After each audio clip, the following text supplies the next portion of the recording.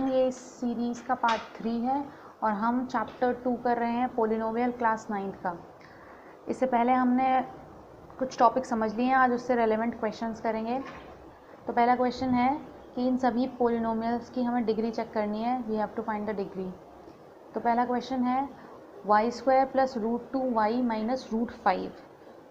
तो हम इसमें चेक करेंगे डिग्री, और डिग्री होती है वेरिएबल की हाईएस्ट पावर। तो हम देख रहे हैं कि यहाँ पे y 2 है, y की पावर 2 है, यहाँ y की पावर 1 है, तो 2 जो है वो मैक्सिमम है, तो ये ही डिग्री हो जाएगी। तो इसकी डिग्री हो जाएगी 2। अब दूसरा देखते हैं 2√x। अब जिन बच्चों को नहीं पता वो देख लें कि जो रूट होता है उसको हम ऐसे भी लिख सकते हैं x की पावर 1/2।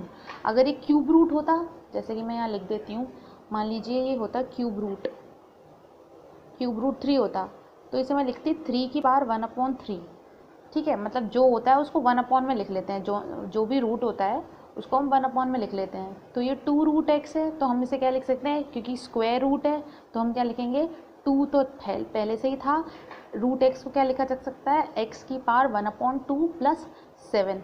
तो हमें क्या करना है, हमें डिग्री बतानी है। तो पहले डिग्री से पहले ये तो चेक कर लें कि क्या ये पोलिनोमियल है। तो हमने पहले ही सीखा था कि पोलिनोमियल होने की सबसे पहली कंडीशन यही है कि सबसे पहले तो पॉजिटिव होना चाहिए पावर, तो पॉजिटिव तो है, लेकिन इंटीजर होनी चाहिए। लेकिन यहाँ ये इंटीजर नहीं है, क्या है, फ्रैक्शन है, तो इसका मतलब ये पोलिनोमियल ही नहीं है, तो इसकी डिग्री निकालने की कोई आवश्यकता नहीं है। आगे देखते हैं थर्ड एग्जाम्पल, z² + 5/z² + 1। तो इसमें हम चेक करेंगे। अब ऐसे देखने में दिखाई दे रहा है हमें कि जो z है वो तो पॉजिटिव है, यहाँ भी पॉजिटिव है, लेकिन हमें डिनोमिनेटर में नहीं रखना वेरिएबल, हमें कहाँ ले जाना है, ऊपर ले जाना है। तो क्या करेंगे, z² as it is plus 5 लिखा, और क्योंकि 1/z² को हम क्या लिख सकते हैं, z की पावर -2। जैसे ही हमने पावर में माइनस देखा हम समझ गए कि पावर क्या हो गई है, नेगेटिव। अगर पावर नेगेटिव है तो इसका मतलब ये पोलिनोमियल ही नहीं है, not a polynomial, so no need to find the degree. Fourth example देखते हैं, 1/4 x की पावर -2 + 3x + 5।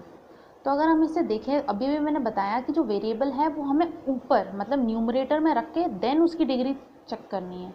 तो हम x की पावर -2 है, तो इसे जब हम ऊपर ले जाएंगे तो क्या करेंगे, x की पावर क्या हो जाएगी, 2 हो जाएगी, + 3x + 5। अब हमने देखा कि जब डिनोमिनेटर में थी तो नेगेटिव थी, जब ये ऊपर जाता है तो क्या हो जाता है, पॉजिटिव हो जाता है, और पॉजिटिव ही हमें चाहिए पोलिनोमियल के लिए।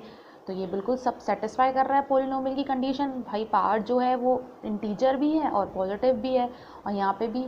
तो हमें तो हाईएस्ट पावर चेक करनी है, तो इसकी डिग्री क्या हो जाएगी, 2 हो जाएगी। आगे देखते हैं question number 2, classify as constant, linear, quadratic, cubic and biquadratic. ये मैं पहले भी करवा चुकी हूँ इस टाइप का, आज एक बार दोबारा रिवीजन कर लेते हैं कि हमें इनमें से पहचानना है कि कौन सा लीनियर है, कौन सा क्वाड्रेटिक है। तो वही हम उसकी डिग्री देख के पहचान लेंगे। तो √2x + 1, डिग्री इस x की क्या है, 1 है, तो ये क्या हो जाएगा, लीनियर हो जाएगा।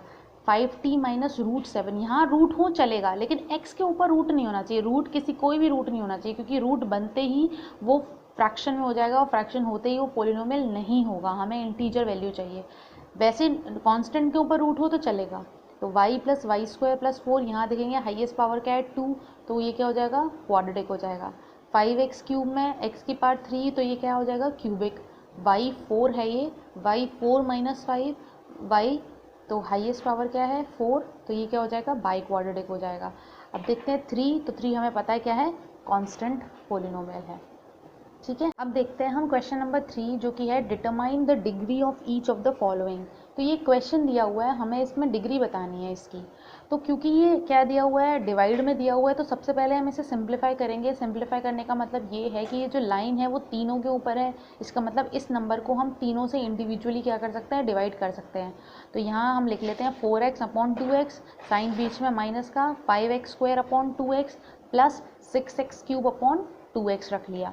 फिर हमने इसे कैंसिल कर लिया सिंप्लीफाई करने के लिए, तो 2 से 4 कटा 2 टाइम्स, x से x कैंसिल हो गया, फिर x से x² का एक x कैंसिल हो गया, यहाँ से 2 6 3 टाइम्स, और x से x³ कटा तो x² आ गया।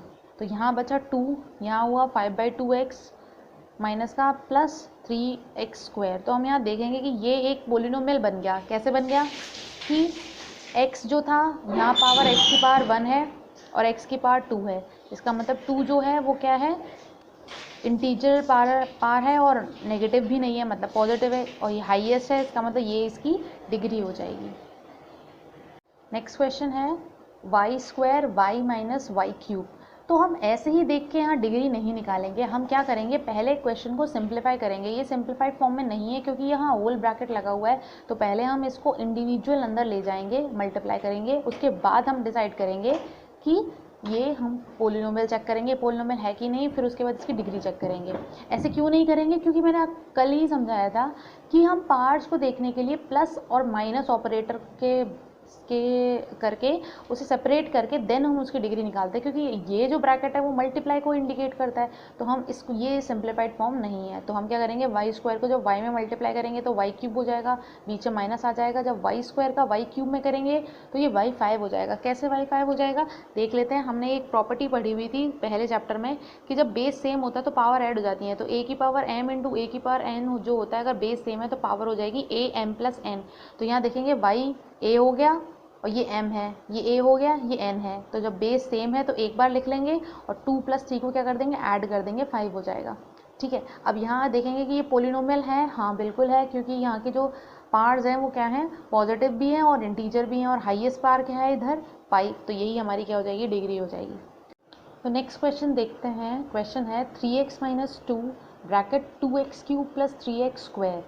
तो जो बच्चों को ये ऐसा मल्टीप्लाई करना नहीं आता है वो एक बार देख लें ध्यान से कि जब इस तरह का मल्टीप्लाई होता है तो हम क्या करते हैं, इसे फर्स्ट मान लेते हैं, इसे सेकंड, इसे थर्ड और इसे फोर्थ। तो रूल ये लगेगा कि पहले फर्स्ट का थर्ड के साथ होगा, उसके बाद फर्स्ट फोर्थ के साथ जाएगा मल्टीप्लाई। तो जब 3x फर्स्ट किस में जाएगा, पहले थर्ड के साथ, तो मतलब जब 3x का 2x³ में मल्टीप्लाई करेंगे तो 3 × 2 पहले नंबर का मल्टीप्लाई कर देंगे, 3 × 2 क्या हो गया 6, और जब x का x³ में करेंगे तो क्या आ जाएगा x4। क्यों हो जाएगा, क्योंकि x की पावर क्या है, कुछ नहीं है, तो हम क्या मान लेंगे 1। और अभी मैंने सिखाया कि जब बेस सेम होते हैं और मल्टीप्लाई हो रहा होता है तो पावर्स क्या हो जाती हैं, ऐड हो जाती हैं। तो 1 + 3 पावर क्या हो गई, 4 बन गई। अब फिर मैंने क्या बोला कि फर्स्ट का किस में होना चाहिए, फोर्थ में होना चाहिए, तो 3x किस में होगा, 3x² में होगा। तो जब 3 का 3 में करेंगे तो आ जाएगा 9, और जब x की पावर 1 का x की पावर 2 में करेंगे तो क्या आ जाएगा, 2 + 1 पावर में देखेंगे तो क्या हो जाएगा, x की पावर 3। बिल्कुल उसी तरीके से सेकंड को थर्ड से करेंगे और सेकंड को फोर्थ से करेंगे। यहाँ मैं लिख देती हूँ, सेकंड को पहले करेंगे थर्ड से, उसके बाद सेकंड को करेंगे फोर्थ से। बिल्कुल जैसे हमने फर्स्ट के साथ किया था बिल्कुल वैसे ही सेकंड के साथ करेंगे।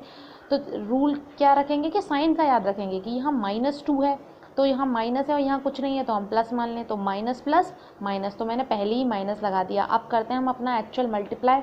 जब 2 का 2x³ में करेंगे तो नंबर का मल्टीप्लाई करेंगे, 2 × 2 = 4, और यहाँ कुछ भी नहीं है तो ये x³ एज इट इज़ उतर जाएगा। अब फिर माइनस प्लस, यहाँ माइनस आ गया, और 2 का 3 में किया तो क्या आया 6, और यहाँ x² एज इट इज़ आ गया। अब इसे थोड़ा सा सिंप्लीफाई कर लेते हैं क्योंकि यहाँ पे 2x³ है, तो ये क्या हो जाएंगे प्लस माइनस माइनस, पर साइन किसका, जो बड़ा है, 9 बड़ा है तो प्लस का साइन आ गया, और 9 में से 4 गया तो 5x³ आ गया। बाकी ये एज इट इज़ और ये एज इट इज़। अब यहाँ देखेंगे कि सबसे हाईएस्ट पावर कितनी है, 4, तो यही इसकी क्या हो जाएगी, डिग्री हो जाएगी। अगला क्वेश्चन देख लेते हैं।